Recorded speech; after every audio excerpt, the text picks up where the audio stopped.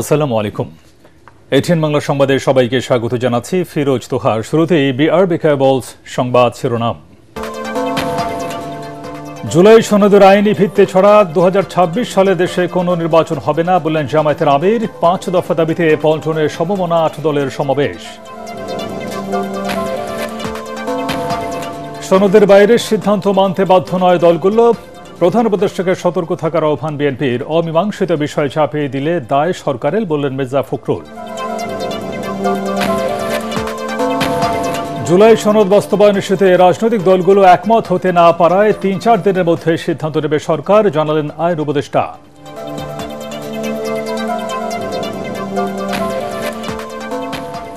13 November Awami লীগের কর্মসূচি নিয়ে সংখ্যা নেই বললেন স্বরাষ্ট্র উপদেষ্টা। আদালত সহ গুরুত্বপূর্ণ স্থাপনার নিরাপত্তা জোরদার বললেন ডিএমপি কমিশনার। মেয়াদ বাড়ল সশস্ত্র বাহিনীর ম্যাজিস্ট্রেসি ক্ষমতার। সীমানা নিয়ে মামলার কারণে নির্বাচনের তফসিল ঘোষণায় প্রভাব পড়তে পারে বললেন ইসি সচিব। রাজনৈতিক দলের সাথে আবারও সংলাপে বসতে চায় নির্বাচন কমিশন।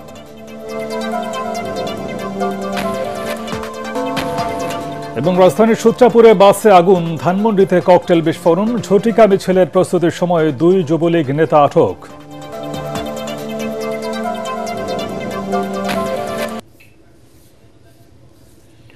শুনছিলেন বিআরবি কেবলস সংবাদ শিরোনাম। এবারে বিস্তারিত।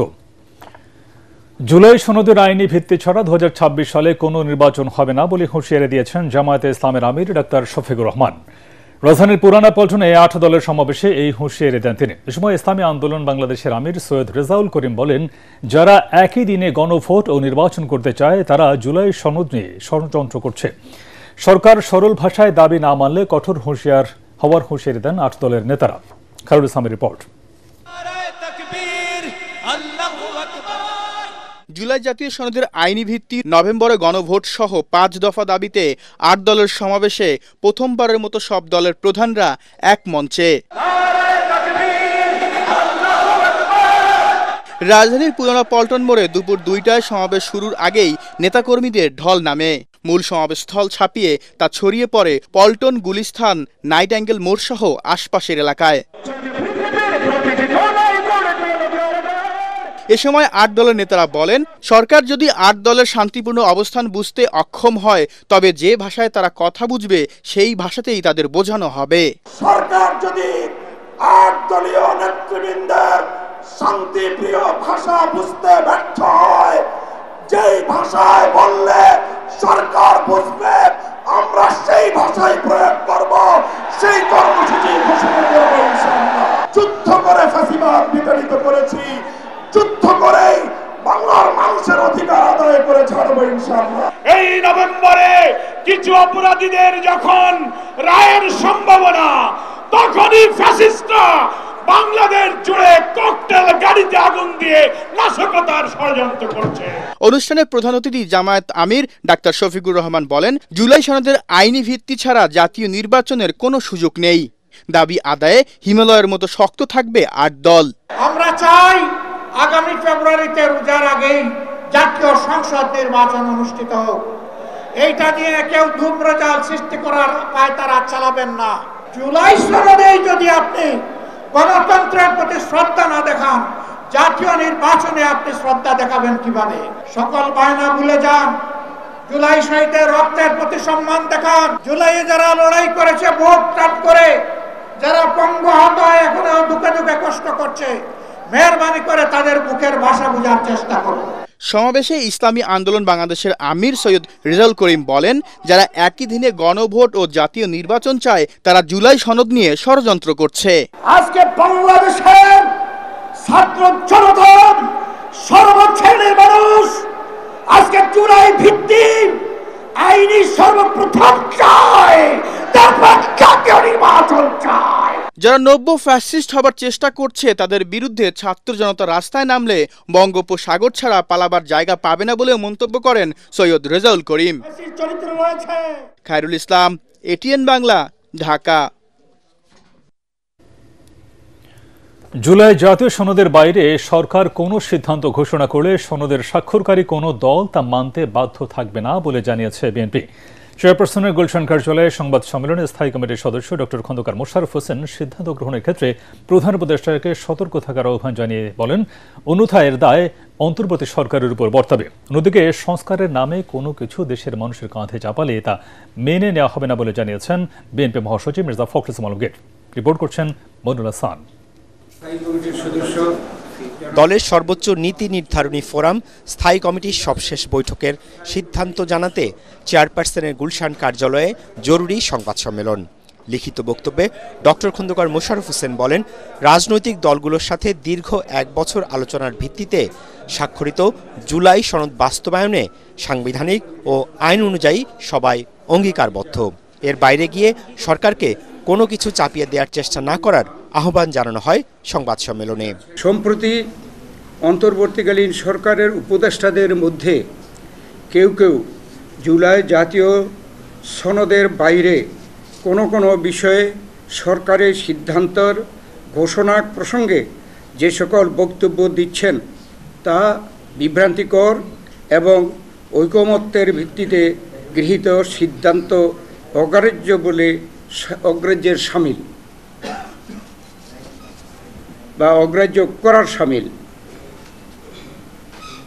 আবার আমি এটা পড়ছি যে সরকারের সিদ্ধান্ত ঘোষণার ক্ষেত্রে যেসব বক্তব্য দিচ্ছেন তা বিভ্রান্তিকর এবং ঐকমত্যের ভিত্তিতে গৃহীত সিদ্ধান্ত অগ্রাহ্য করার শামিল।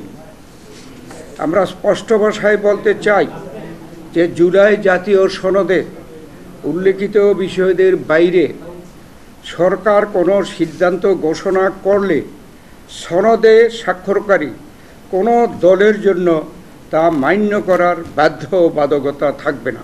স্থায়ী কমিটির নেতারা জানান, তবে সরকার যে কোনো ইস্যুতে আলোচনার আহ্বান জানালে সহযোগিতার জন্য প্রস্তুত বিএনপি। এদিকে নিজ জেলা ঠাকুরগাঁয়ে মতবিনিময় সভায় জামাতকে ইঙ্গিত করে বিএনপি মহাসচিব মির্জা ফখরুল ইসলাম আলমগীর বলেন, নির্বাচন হলে তাদের অস্তিত্ব থাকবে না। নির্বাচন বানচালের ষড়যন্ত্র করছে বলেও অভিযোগ করেন তিনি।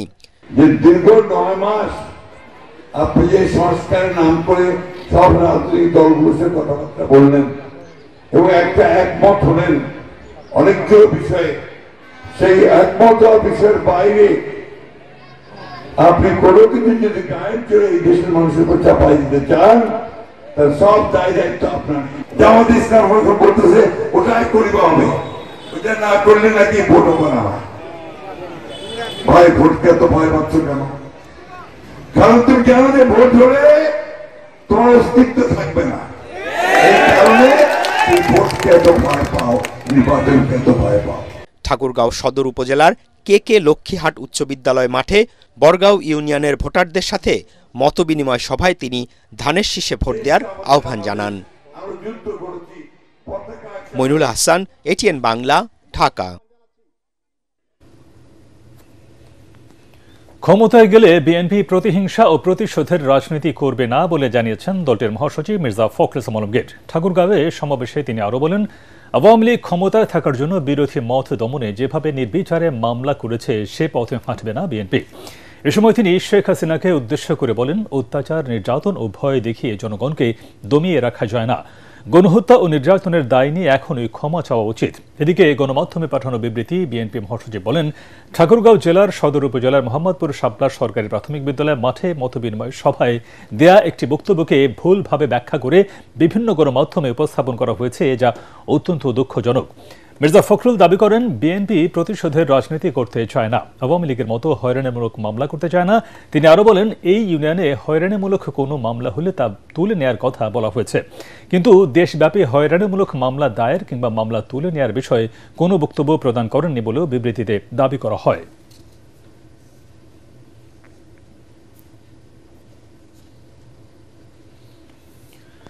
জুলাই সনদ বাস্তবায়নের উপায় নিয়ে আগামী ৩-৪ দিনের মধ্যে সরকার সিদ্ধান্ত নেবে বলে জানিয়েছেন আইন উপদেষ্টা ডক্টর আসিফ নজরুল। রাজধানীতে এক মত বিনিময় সভায় তিনি বলেন, রাজনৈতিক দলগুলো একমত হতে না পারায় হতাশা নিয়ে সরকার বসে নেই। একদল মানুষ সংবিধান সংস্কারের জন্য পাগল হয়ে গেছে মন্তব্য করে তিনি আরও বলেন, আমলাতন্ত্রের কারণে চেষ্টা করার পরও অনেক সংস্কারই সরকারের পক্ষে বাস্তবায়ন করা সম্ভব হয়নি। ইমদাদুল্লাহ বাবুর রিপোর্ট। রাজধানীর বিচার প্রশিক্ষণ ইনস্টিটিউটে আইনি সহায়তা প্রদান সংশোধনী অধ্যাদেশ ২০২৫-এর খসড়া নিয়ে এই মতবিনিময় সভার আয়োজন করে আইন মন্ত্রণালয়। এতে আইন উপদেষ্টা ডক্টর আসিফ নজরুল বলেন, বিচার বিভাগ সংস্কার কমিশনের দেয়া সুপারিশগুলোর ৭০ থেকে ৮০% বাস্তবায়ন করেছে সরকার। আমাদের সমস্ত সংস্কার ভাবনা সংবিধানের মধ্যে আটকে গেছে। একদল মানুষ পাগল হয়ে গেছে, মানে সমস্ত সংস্কার শুধু সংবিধান করলেই হবে, অন্য সংস্কার কোনো কিছু ইম্পর্টেন্ট না। আমাদের তো সংবিধানে ছিল প্রধান বিচারপতিকে রাষ্ট্রপতি সম্পূর্ণ স্বাধীনভাবে নিয়োগ দিবেন, দিয়েছে জীবনে কখনো? তা আপনি পলিটিক্যাল কালচার চেঞ্জ করবেন না, আমরা নিজেরা চেঞ্জ হব না, আমাদের নিজস্ব জীবন দর্শন, সংস্কৃতি, অভ্যাস, পদভ্যাস কিছুই চেঞ্জ করব না। একটা বইয়ের মধ্যে কতগুলো ভালো ভালো কথা লিখে রাখবো, সবাই ভালো হয়ে যাব। সংস্কার বাস্তবায়ন করতে গিয়ে আমলাতন্ত্রের বিরোধিতার মুখে পড়ার কথাও জানান আইন উপদেষ্টা। আইনের খসড়া করিয়েছে, সেখানে একটা প্রস্তাব আছে, পুলিশ যে কমিশন আছে ওরা ৩ জন আইজিপির নাম প্রপোজ করবেন, এখান থেকে সরকার একজনকে করবেন। এটা যখন আপনার এই আন্তঃমন্ত্রণালয় কমিটিতে গেল, প্রচন্ড ভাবে ব্যুরোক্রেসি আইনের বিপক্ষে দাঁড়িয়ে গেছে, কোনোভাবেই আইন পাস করা যায় না, বলে এটা 6 মাস কনসাল্ট করতে হবে, দিবেই না। আমরা যেটা করেছি কোনোভাবেই দিবে না। তার মধ্যে আমাদের একটা প্রতিষ্ঠান থেকে বিরাট এই আইনের মধ্যে কি কি ভুল আছে, সেই ভুলের মধ্যে একটা জায়গায় বলেছে কেন ৩ জনকে দিবে, একজনকে দিবে, একজনকেই সরকারকে বানাইতে হবে। যখন অ্যাক্টিভিজম করি মনে হয় কত সোজা আইন, এটা বললাম করে বললাম, বাস্তবে করা মানে এত সহজ সাধ্য না। উপদেষ্টা আরও বলেন, রাজনৈতিক দলগুলো সমঝোতায় না আসায় জুলাই সনদ বাস্তবায়নের পদক্ষেপ সরকারকেই নিতে হচ্ছে। আমরা এই জুলাই সনদ বাস্তবায়নের ব্যাপারে কি পদক্ষেপ গ্রহণ করছি এটা আপনারা আগামী ধরেন ৩-৪ দিনের মধ্যেই পরিষ্কারভাবে জানতে পারবেন। আমরা উপদেষ্টা পরিষদে বিভিন্ন পর্যায়ে আলোচনা করছি এবং আমরা চেষ্টা করছি সকল দলের প্রত্যাশার মধ্যে সমন্বয় ঘটিয়ে দেশের স্বার্থে, জনগণের স্বার্থে যেই ধরনের একটা পদক্ষেপ নেওয়া প্রয়োজন সেটাই আমরা নিতে যাচ্ছি। আপনারা হয়তো ২-৩ দিনের মধ্যে জানতে পারবেন। এর আগে গত ৩ নভেম্বর জুলাই সনদ বাস্তবায়নের উপায় নিয়ে একমত হতে দলগুলোকে ৭ দিন সময় দিয়েছিল সরকার। মঙ্গলবার শেষ হয়েছে সেই সময়। ইমদাদুল্লাহ বাবু, ATN বাংলা, ঢাকা। ১৩ নভেম্বর আওয়ামী লীগের লকডাউন কর্মসূচি ঘিরে কঠোর অবস্থানে আইনশৃঙ্খলা রক্ষাকারী বাহিনী। নাশকতার কোনো আশঙ্কা নেই বলে জানালেন স্বরাষ্ট্র উপদেষ্টা। সচিবালয়ে আইনশৃঙ্খলা সংক্রান্ত উপদেষ্টা কমিটির বৈঠক শেষে তিনি আরও বলেন, সন্ত্রাসীদের কোনো ছাড় দেয়া হবে না। ঢাকা ও চট্টগ্রামে প্রকাশ্যে গুলির ঘটনায় আসামিদের ধরতে অভিযান চলছে। বিস্তারিত জানাচ্ছেন মাহবুব কবির জপল। আওয়ামী লীগের লকডাউন কর্মসূচির আগে রাজধানী সহ বিভিন্ন স্থানে বাসে আগুন, ককটেল বিস্ফোরণ মানুষের মনে আতঙ্ক ছড়াচ্ছে। কার্যক্রম নিষিদ্ধ থাকা দলটির প্রথম বড় কর্মসূচি ঘিরে দেশের পরিস্থিতি কী হয় তা নিয়েও রয়েছে উৎকণ্ঠা। বিষয়টি নিয়ে আলোচনা হয়েছে আইনশৃঙ্খলা সংক্রান্ত উপদেষ্টা কমিটির বৈঠকেও। পরে স্বরাষ্ট্র উপদেষ্টা জানান, আতঙ্কের কিছু নেই, তৎপর রয়েছে নিরাপত্তা বাহিনীর সদস্যরা। 13 তারিখের ঘটনা নিয়ে এই ক্ষেত্রে আইন শৃঙ্খলা বাহিনী কিন্তু একটা শক্ত অবস্থান নিয়েছে। এবার এরা একটা শক্ত অবস্থানে থাকবে এবং পরিস্থিতি নর্মাল থাকবে, কোনো ধরনের কোনো আশঙ্কা এখানে নাই। রাস্তার পাশে যে তেল বিক্রি করা, এই কিছুদিনের জন্য এটা বন্ধ থাকবে। যেহেতু এই তেল বিক্রি করে এই তেল দিয়ে অনেক সময় বিভিন্ন ধরনের অঘটনটা ঘটায় ফেলায়। আমাদের এখন নির্বাচনের প্রস্তুতি মোটামুটি সন্তোষজনক। উপদেষ্টা বলেন, নাশকতার বাড়তি সতর্কতা হিসেবে দেশের গুরুত্বপূর্ণ স্থাপনাগুলোর নিরাপত্তা বাড়ানো হয়েছে। পার্শ্ববর্তী দেশ থেকে কোনো সন্ত্রাসী যাতে আসতে না পারে সে বিষয়ে সতর্ক বিজিবি। সন্ত্রাসীদের জামিন না দিতে বিচারকদের অনুরোধ করবে সরকার। সীমান্ত বাহিনীকে অলরেডি নির্দেশনা দেওয়া আছে এবং আরও দেওয়া হয়েছে যেন কোনো ধরনের সন্ত্রাসী দেশও যেন কোনো সন্ত্রাস করতে না পারে এবং বাইরে থেকেও যেন না আসতে পারে। অনেক সময় সন্ত্রাসীরা খুব তাড়াতাড়ি জামিন পেয়ে যায়, এটাও যেন জামিন না সহজে যেন পায়, এই জন্য আমরা তাদেরও রিকোয়েস্ট করব যেন যারা জামিন দেয় তারা যেন অন্তত এই অ্যাকচুয়াল সন্ত্রাসীগুলি যেন জামিন না দেয়। ঢাকা ও চট্টগ্রামে প্রকাশ্যে গুলির ঘটনায় গোয়েন্দা ব্যর্থতা ছিল কিনা এমন প্রশ্নে স্বরাষ্ট্র উপদেষ্টা দাবি করেন সব সময় তৎপর রয়েছে নিরাপত্তা বাহিনী, জড়িতদের ধরতে অভিযান চলছে। এখানে কোনো ব্যর্থতা নাই। নির্বাচন এই ঘটনাগুলি যে দুইটা সন্ত্রাসী দলের ভিতরেই হয়েছে, তো বাট এটা মোটামুটি আমরা ইসেরটা তো চিটাগাংটা মনে তো আইনের আওতায় নিয়ে আসা হয়েছে, কয়েকজন অ্যারেস্ট করা হয়েছে।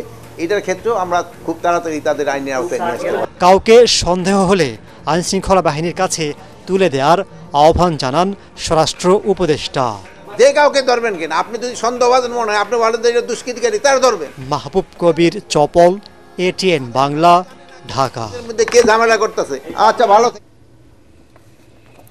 13 নভেম্বর ঘিরে হাইকোর্ট প্রাঙ্গণ সহ রাজধানীতে ব্যাপক নিরাপত্তা ব্যবস্থা জোরদার করা হবে বলে জানিয়েছেন ডিএমপি কমিশনার শেখ মোহাম্মদ সাজ্জাদ আলী। তিনি বলেন, জনগণ পাশে থাকায় যে কোনো নাশকতার পরিকল্পনা সামাল দেওয়ার ক্ষমতা রয়েছে ডিএমপির। এদিকে সশস্ত্র বাহিনীর কমিশনপ্রাপ্ত কর্মকর্তাদের বিশেষ নির্বাহী ম্যাজিস্ট্রেটের ক্ষমতার মেয়াদ আগামী বছরের ফেব্রুয়ারি পর্যন্ত বাড়িয়েছে অন্তর্বর্তী সরকার। মনির হোসেন তপুর রিপোর্ট। ঢাকার বিভিন্ন স্থানে অক্টোবর মাস থেকে এখন পর্যন্ত ঝটিকা মিছিলে অংশ নেয়া ও নাশকতার অভিযোগে 552 জনকে গ্রেফতার করেছে ডিএমপি। তারপরও গেল 24 ঘন্টায় বাসে অগ্নিসংযোগ সহ পুলিশকে টার্গেট করে জসিমউদ্দিন ও মৌচাক মার্কেট এলাকায় ককটেল নিক্ষেপ করে দুর্বৃত্তরা। এছাড়া গুরুত্বপূর্ণ স্থাপনার সামনেও একাধিক ককটেল বিস্ফোরণের ঘটনা ঘটে। এসব ঘটনায় 17টি মামলায় 50 জনকে গ্রেফতার করেছে পুলিশ। নাশকতার একাধিক ঘটনার পরও নিরাপত্তা ব্যবস্থা ঢিলেঢালা না বলে দাবি করেছে ডিএমপি। যে ধরনের নাশকতা কর্মকাণ্ড শুরু হয়েছে, এই নাশকতা আমি মনে করি যারা করে তাদেরকে প্রতিহত করবে ঢাকাবাসী, এবং আমরা Dhaka metropolitan police, Bangladesh army, BGB, অন্যান্য এজেন্সি সবাই সম্মিলিতভাবে এটাকে রুখে দেব ইনশাল্লাহ। এবং 13 তারিখ নিয়ে আশঙ্কা শঙ্কার কোনো কারণ নেই। আজকের যে অবস্থা, 13 তারিখে তো আর সেই অবস্থা থাকবে না। ওই দিন তো আমরা ব্যাপক নিরাপত্তা ব্যবস্থা নেব। মিন্টু রোডে মিডিয়া সেন্টারে সংবাদ সম্মেলনে ডিএমপি কমিশনার জানান, 13 নভেম্বর ঘিরে যে কোনো ষড়যন্ত্র জনগণকে নিয়ে মোকাবেলা করা হবে। নাশকতাকারীদের প্রতিরোধে বাড়তি নিরাপত্তা জোরদার করা হয়েছে বলে জানান তিনি।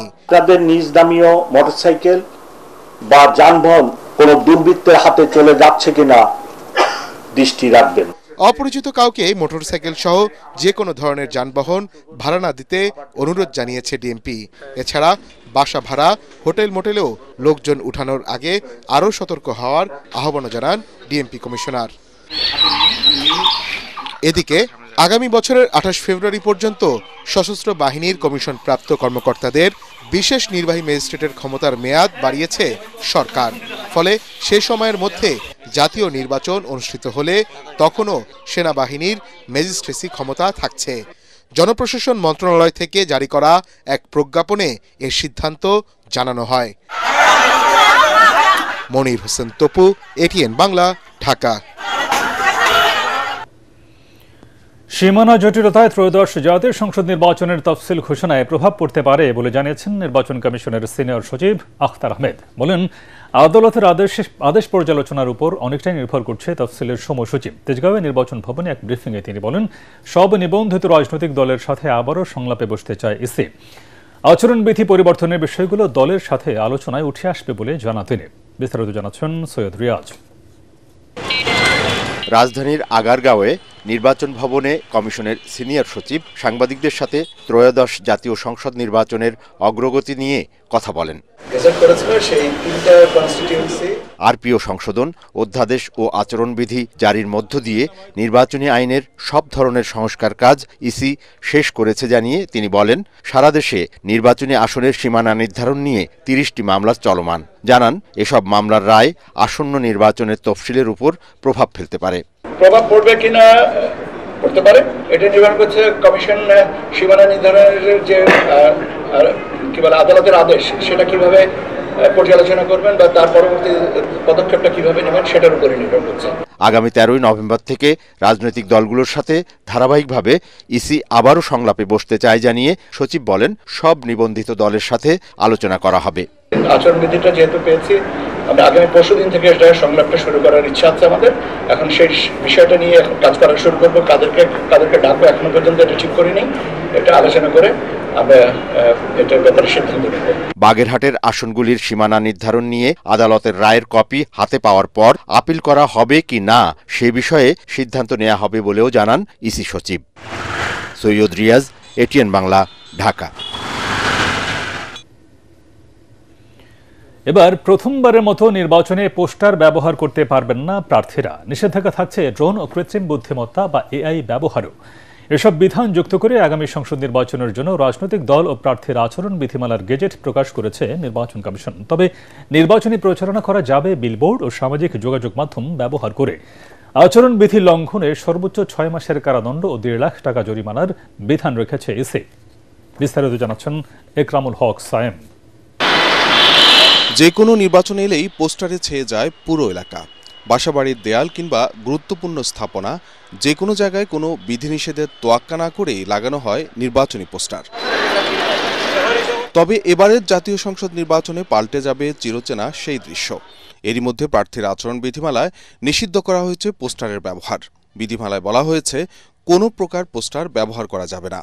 একই সাথে অপচনশীল দ্রব্য, রেক্সিন, পলিথিন তথা পরিবেশের জন্য ক্ষতিকর এরূপ কোনো প্রচারপত্র, লিফলেট বা হ্যান্ডবিল, ফেস্টুন ও ব্যানার ব্যবহার করা যাবে না। তবে বিলবোর্ড ব্যবহার করে নির্বাচনী প্রচারণা চালাতে পারবেন প্রার্থীরা। সেক্ষেত্রে একজন প্রার্থী তার প্রচারণায় 20টির বেশি বিলবোর্ডও ব্যবহার করতে পারবেন না। ডিজিটাল বিলবোর্ডে বিদ্যুতের মাধ্যমে আলোর ব্যবহার করা যাবে। তাছাড়া আলোকসজ্জার উপরও নিষেধাজ্ঞা দিয়েছে নির্বাচন কমিশন। এবার 500 টাকায় ভোট বেচবো না, 500 টাকার লোভে নিজেরে বিক্রি করুন না। নির্বাচনী প্রচারণায় এরকম কৃত্রিম বুদ্ধিমত্তা বা এআই এর ব্যবহারে নিষেধাজ্ঞা দিয়েছে কমিশন। বিধিমালায় বলা হয়েছে, প্রচারণা সহ নির্বাচন সংশ্লিষ্ট কোনো বিষয়ে অসৎ উদ্দেশ্যে কৃত্রিম বুদ্ধিমত্তা বা এআই এর ব্যবহার করা যাবে না। সামাজিক যোগাযোগ মাধ্যমে প্রচারণা চালাতে পারবেন প্রার্থীরা। তবে সংশ্লিষ্ট সামাজিক যোগাযোগ মাধ্যমের নাম, অ্যাকাউন্ট আইডি, ইমেল আইডি সহ অন্যান্য শনাক্তকরণ তথ্যাদি রিটার্নিং অফিসারের নিকট দাখিল করতে হবে। নির্বাচনের দিন ও প্রচারের সময় কোনো ধরনের ড্রোন, কোয়াডকপ্টার বা এ জাতীয় যন্ত্র ব্যবহার করা যাবে না। এছাড়া এক মঞ্চে ইশতেহার ঘোষণা ও আচরণবিধি মানতে প্রার্থী ও দলকে অঙ্গীকারনামা দিতে হবে। আচরণবিধি লঙ্ঘনে সর্বোচ্চ 6 মাসের কারাদণ্ড ও 1.5 লাখ টাকা জরিমানা এবং দলের জন্য 1.5 লাখ টাকা অর্থদণ্ডের বিধান রাখা হয়েছে। প্রয়োজনে তদন্ত সাপেক্ষে প্রার্থিতা বাতিলের ক্ষমতাও রয়েছে নির্বাচন কমিশনের। ইকরামুল হক সায়েম, এটিএন বাংলা, ঢাকা। জুলাই গণ অভ্যুত্থানের মধ্য দিয়ে আওয়ামী লীগের উপযোগিতা ফুরিয়ে গেছে। এখন তারা আগুন সন্ত্রাসে নেমেছে। আর তাই রাজনৈতিক দলগুলোকে ঐক্যবদ্ধ থাকতে হবে বলে মন্তব্য করেছেন জাতীয় নাগরিক পার্টি এনসিপির দক্ষিণাঞ্চলের মুখ্য সংগঠক হাসনাত আব্দুল্লাহ। সকালে এনসিপির নারায়ণগঞ্জের জেলা ও মহানগর কার্যালয়ে উদ্বোধন অনুষ্ঠানে প্রধান অতিথির বক্তব্যে তিনি এসব কথা বলেন। হাসনাত আব্দুল্লাহ আরও বলেন, যারা সংস্কারের পক্ষে আসতে চায় তাদের সাথে জোট করতে পারে এনসিপি। তো যেহেতু গণ অভ্যুত্থানের মধ্য দিয়ে আওয়ামী লীগের পতন হয়েছে, এটা স্বাভাবিক প্রক্রিয়ায় ব্যালটের মধ্য দিয়ে এই দলটিকে ফিরিয়ে আনার যারা বৈধতা উৎপাদন করছে তারা মূলত আগুন সন্ত্রাসের পক্ষে বৈধতা উৎপাদন করছে, তারা মূলত বুলেটের পক্ষে বৈধতা উৎপাদন করছে। আওয়ামী লীগ নির্বাচন বানচালের চেষ্টা করছে বলে মন্তব্য করেছেন প্রধান উপদেষ্টার প্রেস সচিব শফিকুল আলম। ফ্যাসিস্ট এই রাজনৈতিক দলটি দেশে জ্বালাও পোড়াও চালিয়ে প্রমাণ করছে সন্ত্রাসী কর্মকাণ্ড তাদের নেশা। কুমিল্লার 14 গ্রাম উপজেলার কুলিয়ারা উচ্চ বিদ্যালয়ের নতুন ভবনের ভিত্তিপ্রস্তর স্থাপন অনুষ্ঠানে তিনি এসব কথা বলেন। তবে ফেব্রুয়ারির প্রথম ভাগে জাতীয় সংসদ নির্বাচন অনুষ্ঠিত হবে। দেশি বিদেশি কোনো শক্তি এই নির্বাচন বানচাল করতে পারবে না বলেও জানান প্রেস সচিব। রাজনৈতিক দলগুলোর মধ্যে মতবিরোধ থাকতে পারে, তবে সবাই নির্বাচনের প্রস্তুতি নিচ্ছেন বলেও মন্তব্য করেন তিনি। ইতিমধ্যে বিএনপি 237 আসনে প্রার্থী ঘোষণা করেছে। জামায়াত ইসলামীও তাদের মতো করে প্রার্থী দিচ্ছে। মতপার্থক্য থাকলেও সবাই একটি উৎসব মুখর অংশগ্রহণমূলক নির্বাচন চাইছে বলে জানান তিনি। অনুষ্ঠানে উপস্থিত ছিলেন প্রধান উপদেষ্টার উপপ্রেস সচিব আবুল কালাম আজাদ মজুমদার ও উপজেলা নির্বাহী কর্মকর্তা জামাল হুসাইন। এই পর্যায়ে ইলেকশন তার সময় মতো ফেব্রুয়ারির প্রথমার্ধে হবে। এখানে কোনো শক্তি নাই, কোনো আওয়ামী লীগের এই একটা দুইটা ককটেল নাই বা কোনো দেশি বিদেশি কোনো শক্তি নাই এই ইলেকশনকে তারা বানচাল করতে পারে। নির্বাচনকালীন তত্ত্বাবধায়ক সরকার ব্যবস্থা ফিরে আসবে কিনা তা জানা যাবে আগামী 20 নভেম্বর। ওই দিন রায় ঘোষণার জন্য দিন ঠিক করেছেন প্রধান বিচারপতি সৈয়দ রেফাত আহমেদ নেতৃত্বাধীন 7 বিচারপতির পূর্ণাঙ্গ বেঞ্চ। শুনানিতে রাষ্ট্রপক্ষ সহ সব পক্ষই এই ব্যবস্থা ফিরে আসার পক্ষে মত দিয়েছেন, তবে তা যেন চতুর্দশ জাতীয় সংসদ নির্বাচন থেকে কার্যকর হয় আপিল বিভাগের কাছে এমন রায়ের প্রত্যাশা তাদের। আর অ্যাটর্নি জেনারেল আসাদুজ্জামান বলেন, মুমূর্ষ গণতন্ত্রের একমাত্র নিরাময়ে তত্ত্বাবধায়ক সরকার ব্যবস্থা। রাজনৈতিক সরকারের অধীনে হওয়া নির্বাচন যে সুষ্ঠু হয় না তা প্রমাণিত হয়েছে। বিস্তারিত হুমায়ুন চিশতির রিপোর্টে। ত্রয়োদশ সংশোধনীর মাধ্যমে 1996 সালে সংবিধানে যুক্ত হয় নির্বাচনকালীন তত্ত্বাবধায়ক সরকার ব্যবস্থা। ওই ব্যবস্থার অধীনে পরবর্তী 3টি নির্বাচন গ্রহণযোগ্যতা পায় সবচেয়ে বেশি। তবে 2011 সালে সর্বোচ্চ আদালতকে ব্যবহার করে তত্ত্বাবধায়ক সরকার ব্যবস্থা বাতিল করে আওয়ামী লীগ সরকার। ছাত্র জনতার আন্দোলনে রাজনৈতিক পট পরিবর্তনের পর তত্ত্বাবধায়ক সরকার ব্যবস্থা ফেরাতে উদ্যোগ নেন রাজনীতিবিদ ও সুশীল সমাজের প্রতিনিধিরা। রিভিউ আবেদনের প্রেক্ষিতে পুনরায় আপিল শুনানির অনুমতি দেন সর্বোচ্চ আদালত। গত 21 অক্টোবর থেকে শুরু হয়ে মঙ্গলবার পর্যন্ত 10 দিনে রাষ্ট্রপক্ষ সহ সব পক্ষের শুনানি শেষ হয়। পরে রায় ঘোষণার জন্য 20 নভেম্বর দিন ঠিক করেন আপিল বিভাগ। প্রেয়ারটা ছিল যে 13 অ্যামেন্ডমেন্ট হয়েছে, সেই 13 অ্যামেন্ডমেন্ট আদালত যথাযথভাবে আবার পুনর্বহাল করবেন। ওনারা যেটা বলবেন আলটিমেটলি সেটাই হবে ত্রয়োদশ সংশোধনী সংক্রান্ত আমাদের বাংলাদেশের বিচারিক প্রক্রিয়ার সর্বশেষ রায়। আমরা পূর্ণাঙ্গভাবে এই রিভিউটি অ্যালাউ চেয়েছি। আমরা বলেছি আপনারা যে রায়টি দিবেন সেই রায়টি প্রসপেক্টিভ অর্থাৎ পরবর্তী সময় থেকে কার্যকর হবে। আমরা এক্সপেক্ট করব যে আগামীতে অর্থাৎ চতুর্দশ সংসদ নির্বাচন থেকে যেন তত্ত্বাবধায়ক সরকারের বিধান কার্যকর হয়। আদালত এই বিষয়টা পর্যবেক্ষণ দিয়ে পরিষ্কার করে দিতে পারেন, না হলে দেখা যাবে আদালতের রায়ের বিভিন্ন রকম ব্যাখ্যা হচ্ছে, যার ফলে এক ধরনের অস্থিরতা তৈরি হতে পারে। শুনানি শেষে নিজ কার্যালয়ে অ্যাটর্নি জেনারেল বলেন, গণতন্ত্র সুসংহত ও শক্তিশালী করতে তত্ত্বাবধায়ক সরকার ব্যবস্থার বিকল্প নেই। সব পক্ষের যুক্তিতর্কের যথাযথ মূল্যায়ন করেই রায় দেয়া হবে এমন প্রত্যাশা করেন তিনি। আমার গণতন্ত্র সেরকম মুমূর্ষু অবস্থায় গণতন্ত্রকে যেখানে পাঠানো হয়েছে, তত্ত্বাবধায়ক সরকার সেই গণতন্ত্রের জন্য একটি নিরাময় ঔষধ। সবার যুক্তিতর্কের উপসংহার হলো তত্ত্বাবধায়ক সরকার ফেরা উচিত। তত্ত্বাবধায়ক সরকার ব্যবস্থা আগামী সংসদের পরে যে কার্যকর হোক। রাষ্ট্রপক্ষের আশঙ্কা সব যুক্তিতর্ককে ধারণ করে নিয়েই আপিল বিভাগ তাদের রায় দেবেন। সাবেক প্রধান বিচারপতি এবিএম খায়রুল হক ভুল ব্যাখ্যা দিয়ে যে রায় দিয়েছিলেন তা শাস্তিযোগ্য অপরাধ বলেও মন্তব্য করেন রাষ্ট্রের সর্বোচ্চ আইন কর্মকর্তা। হুমায়ুন চিশতি, এটিএন বাংলা, ঢাকা। জুলাই গণ অভ্যুত্থানের পর নিয়োগ পাওয়া হাইকোর্টের 22 অতিরিক্ত বিচারপতিকে স্থায়ী বিচারপতি হিসেবে নিয়োগ দিয়েছে সরকার। বাদ পড়েছেন বিএনপি নেতা নিতাই রায় চৌধুরীর ছেলে বিচারপতি দেবাশিস রায় চৌধুরী। এ বিষয়ে প্রজ্ঞাপন জারি করেছে আইন মন্ত্রণালয়। প্রজ্ঞাপনে বলা হয়েছে, শপথ গ্রহণের দিন থেকে এই নিয়োগ কার্যকর হবে। গত বছরের 9 অক্টোবর 23 জনকে হাইকোর্টের অতিরিক্ত বিচারপতি হিসেবে নিয়োগ দেয় সরকার। 23 জনের মধ্যে বিএনপি নেতা নিতাই রায় চৌধুরীর ছেলে দেবাশিস রায় ছাড়া সবাইকে স্থায়ী করা হয়েছে।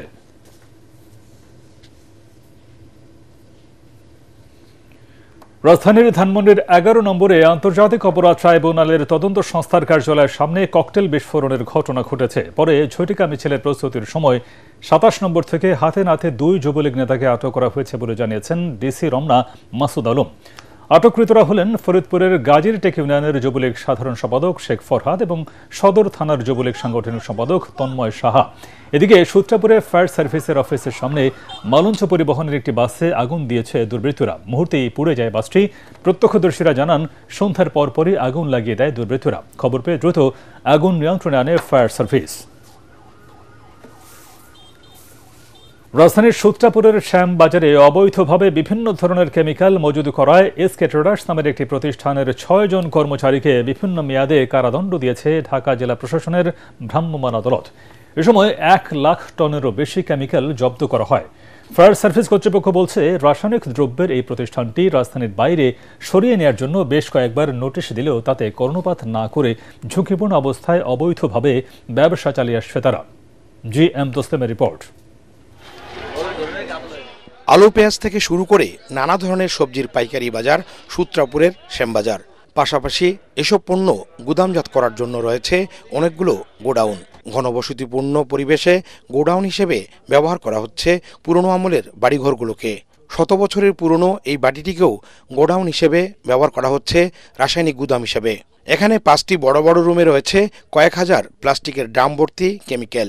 শুধু নিচতলায় নয়, কাঠের তৈরি বাড়িতে দ্বিতীয় তলায় রয়েছে প্রায় 80 ধরনের কেমিক্যাল, যার অধিকাংশ কেমিক্যালই ব্যবহৃত হয় টেক্সটাইল মিলগুলোতে। অথচ গত 15 বছর যাবৎ তারা এখানেই কেমিক্যালের ব্যবসা করে আসছে।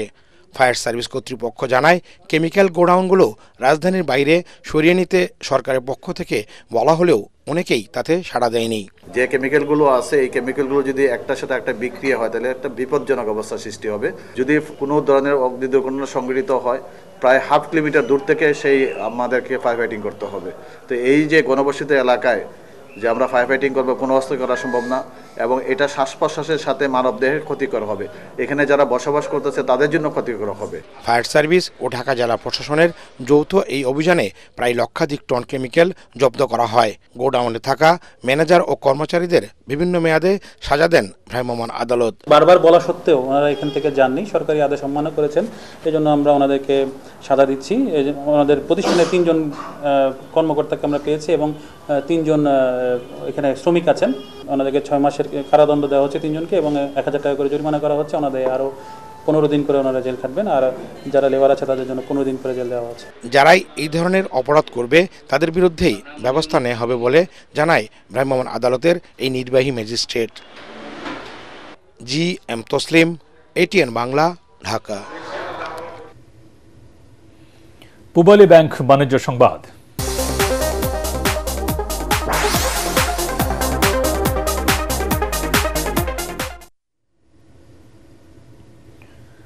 শরীয়তপুরে জনপ্রিয় হচ্ছে বিনা চাষ পদ্ধতির পেঁয়াজ ও রসুন আবাদ। উৎপাদন খরচ কম এবং আগাম ফলন লাভজনক হওয়ায় নড়িয়া ও জাজিরা উপজেলার কৃষকরা ঝুঁকছেন এই পদ্ধতির চাষে। এমনকি পতিত জমিও আনা হচ্ছে চাষের আওতায়। এই পদ্ধতিতে উৎসাহিত করতে কৃষকদের পরামর্শ দিচ্ছে কৃষি বিভাগও। এবার খেলার খবর।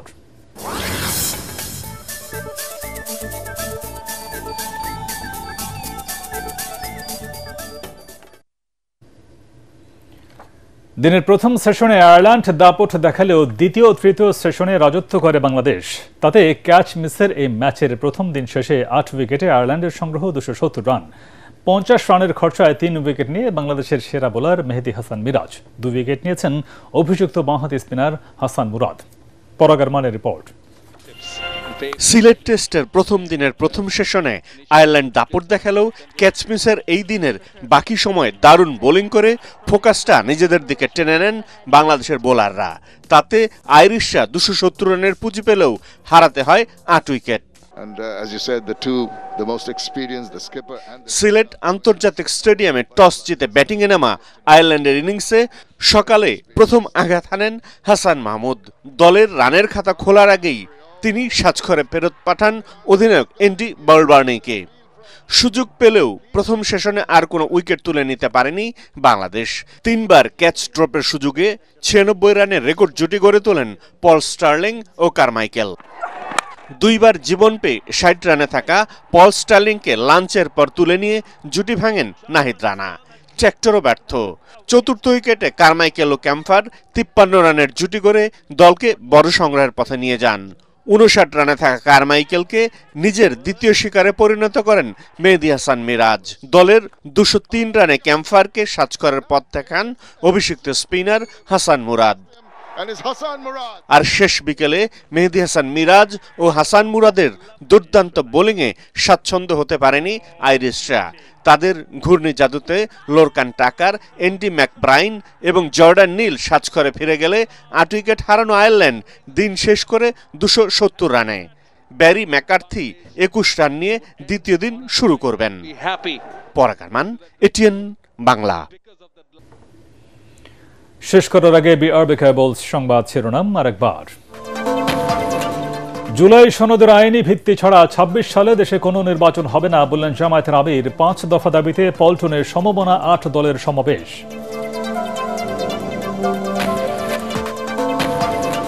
সনদের বাইরের সিদ্ধান্ত মানতে বাধ্য নয় দলগুলো। প্রধান উপদেষ্টাকে সতর্ক থাকার আহ্বান বিএনপির। অমীমাংসিত বিষয়ে চাপিয়ে দিলে দায় সরকারের, বললেন মির্জা ফখরুল। জুলাই সনদ বাস্তবায়ন ইস্যুতে রাজনৈতিক দলগুলো একমত হতে না পারায় ৩-৪ দিনের মধ্যে সিদ্ধান্ত নেবে সরকার, জানালেন আইন উপদেষ্টা।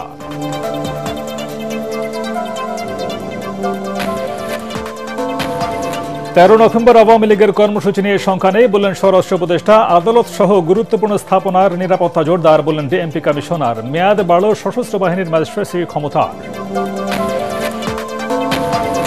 সীমানা নিয়ে মামলার কারণে নির্বাচনের তফসিল ঘোষণার প্রভাব পড়তে পারে, বললেন ইসি সচিব। রাজনৈতিক দলের সাথে আবারও সংলাপে বসতে চায় নির্বাচন কমিশন।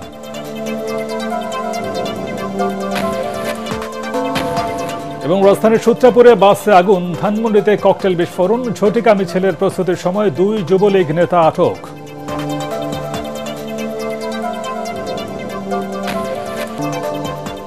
পরবর্তী সংবাদ দেখার আমন্ত্রণ জানিয়ে এখনকার মতো শেষ করছি। ATN বাংলা সংবাদ ইউটিউবে দেখতে ব্রাউজ করুন, youtube/ATN বাংলা নিউজ। ধন্যবাদ সবাইকে।